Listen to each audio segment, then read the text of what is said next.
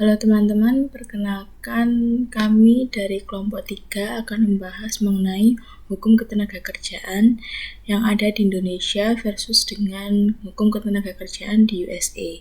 Kelompok kami ada 5 anggota, yang pertama Alvanika, yang kedua Alisa, ketiga Berliano, keempat Francisca, dan saya Devira. Yang pertama, saya akan membahas mengenai perbandingan hukum yang ada di Indonesia dengan USA. Yang di Indonesia ini kita sesuaikan dengan Undang-Undang Omnibus Law yang mengenai cipta kerja. Nah, di dalam undang-undang tersebut terdapat sistem gaji berdasarkan waktu dan hasil kerja. Waktu yang dimaksud adalah gaji berdasarkan per jamnya itu ada tarifnya tersendiri, kemudian hasil kerja itu sesuai dengan kinerja mereka. Kemudian cuti yang diterapkan di Indonesia itu ada cuti tahunan wajib yang paling sedikit 12 hari kerja selama 1 tahun. Jadi selama 1 tahun itu mereka mendapatkan jatah cuti selama 12 hari. Kemudian ada cuti haid dan cuti hamil bagi pekerja wanita. Kemudian sedangkan di USA itu ada sistem gaji berdasarkan waktu dengan tarif yang sudah ditetapkan, yaitu $7,25 per jamnya. Sedangkan di Indonesia itu tarifnya disesuaikan dengan kinerja dan disesuaikan dengan perjanjian dari perusahaan. Kemudian kalau cuti di USA itu ada cuti tahunan, tidak ada cuti haid tetapi ada cuti hamil tetapi tidak diberikan gaji.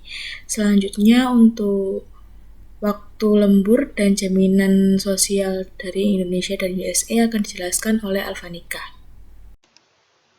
Perkenalkan, nama saya Alvanika Julia. Di sini saya akan mempresentasikan perbandingan Indonesia versus dengan USA. Kita lihat dari hukum ketenagakerjaannya. Nah, kita lihat dari Indonesia. Di Indonesia itu waktu lembur maksimal 4 jam dan 4 jam per hari atau 18 jam per minggu. Nah, hal tersebut sesuai dengan peraturan yang telah diubah, yaitu Undang-Undang Nomor 13 Tahun 2003 ke Omnibus Law. Kemudian di USA waktu lembur itu minimal 4 jam karena di USA banyak lembur melebihi dari 4 jam. Kemudian untuk waktu kerja itu di USA 35 jam per minggu. Kemudian untuk industri tambang dan kayu memiliki jam kerja 44 jam per minggu. Jadi industri tambang dan kayu jam kerjanya lebih banyak daripada tenaga kerja seperti biasa. Kemudian di Indonesia itu untuk jaminan sosialnya itu ada jaminan kecelakaan kerja, jaminan hari tua, jaminan kematian, dan juga jaminan pemeliharaan kesehatan. Nah, hal tersebut sesuai dengan Undang-Undang Republik Indonesia Nomor 3 Tahun 1992 tentang jaminan sosial tenaga kerja. Nah, untuk jaminan pemeliharaan kesehatan ini difokuskan kepada keluarga dari tenaga kerja. Jadi sifatnya bukan individu.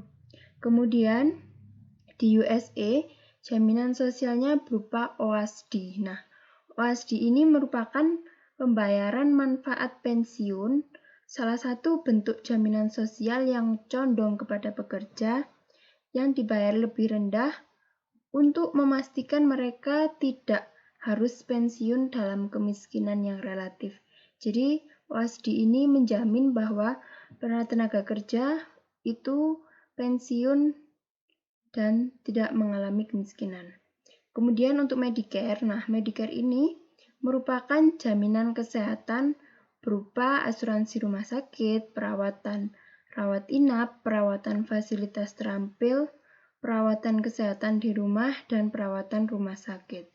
Kemudian di USA itu pada saat kita menerima jaminan sosial, kita harus membayarkan pajak kepada VICA atau SECA.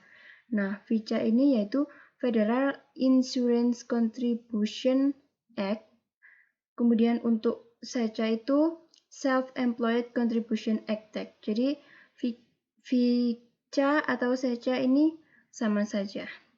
Sekian presentasi dari saya, terima kasih. Ya, saya akan menjelaskan mengenai contoh penyelesaian sengketa antara Indonesia versus USA. Jadi, saya mengambil kasus yaitu jaminan sosial. Di Indonesia, jaminan sosial itu ada jam sostek, jaminan sosial tenaga kerja yang telah dibuat oleh pemerintah untuk mensejahterakan para buruh yang harus dipatuhi oleh para pengusaha. Jadi, para pengusaha harus memberikan jaminan sosial kepada para karyawannya untuk menjamin kesejahteraan dan kenyamanan ketika bekerja. Hal ini mendorong agar sistem kerja di Indonesia ini sesuai standar. Nah, jaminan sosialnya itu terdiri dari jaminan kesehatan, kematian, hari tua, dan kecelakaan kerja. Jika suatu perusahaan tidak menjaminkan karyawannya dengan jaminan sosial, maka mereka akan dikenakan sanksi yang diatur dalam pemerintahan Indonesia. Ya, kita beralih ke USA. Nah, di USA itu ada OASDI. Nah, ini itu jaminan sosial tapi berupa asuransi sosial yang dananya berasal dari pajak gaji. Jadi di Amerika itu setiap gaji karyawan akan dikenakan pajak yang diambil untuk menjamin asuransi sosial mereka. Nah, asuransi sosial pajak gaji ini disebut dengan VICA. Nah, ada juga satu lagi itu adalah Medicare. Nah, Medicare ini asuransi sosial seperti lebih mirip ke jam sostek. Jadi, mereka digunakan bertujuan untuk menjamin para karyawan, asuransi sosial yang menjamin para karyawan beserta keluarganya. Baik, perkenalkan nama saya Francisca Widya Natalia, nomor induk mahasiswa 1118127. Jadi, setelah dibandingkan antara Indonesia dan USA, dapat ditarik kesimpulan dalam perspektif upah, Indonesia lebih rendah daripada USA dari sistem perupahan tersebut.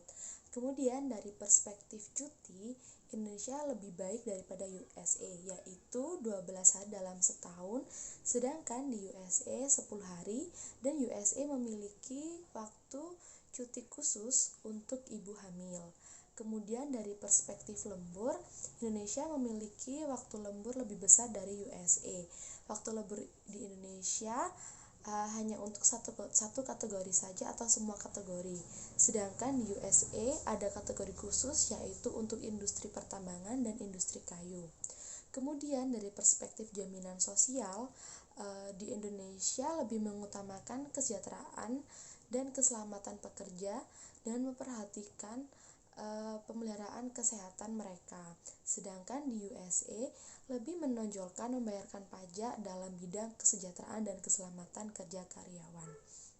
Sehingga dapat ditarik saran apabila dilihat dari perspektif jam lembur di Indonesia, sebaiknya tenaga kerja Indonesia mempunyai hak upah yang lebih baik atau sama dengan USA, karena jam lembur pekerja di Indonesia lebih besar daripada USA, dan hari cuti di USA lebih mengutamakan kesehatan dan keselamatan tenaga kerja mereka.